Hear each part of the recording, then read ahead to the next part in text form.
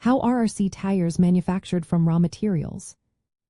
Imagine transforming raw materials into the rubber wheels that help your remote control car zoom around. It's a process that combines science, skill, and a little bit of art. Let's take a closer look at how RC tires are made from scratch. It all starts with raw materials. The main ingredients are rubber, carbon black, and various chemicals. Natural rubber comes from rubber trees and is loved for its stretchiness and grip. Synthetic rubber is made from petroleum chemicals and is added to boost durability and heat resistance. Carbon black is a fine powder created by burning oil or gas, and it makes the rubber stronger and better at resisting wear. Other additives like oils, pigments, and antioxidants are mixed in to fine-tune the tire's properties for different surfaces and driving styles. Once the raw materials are gathered, they are mixed together in a machine. This process, called compounding, blends the rubber, carbon black, and additives into a uniform mixture. The exact recipe depends on whether you want a softer compound for better grip or a harder one for longer-lasting tires. After mixing, the rubber compound is shaped into the tire. In mass production, this is done through extrusion, where the rubber is pushed through a die that shapes it into a long strip.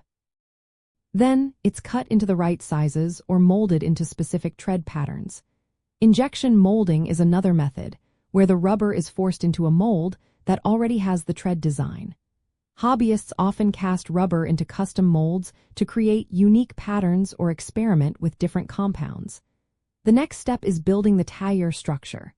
Most RC tires are simple compared to full-size tires. They usually consist of a single rubber layer, sometimes with a fabric or foam insert to add strength or reduce weight.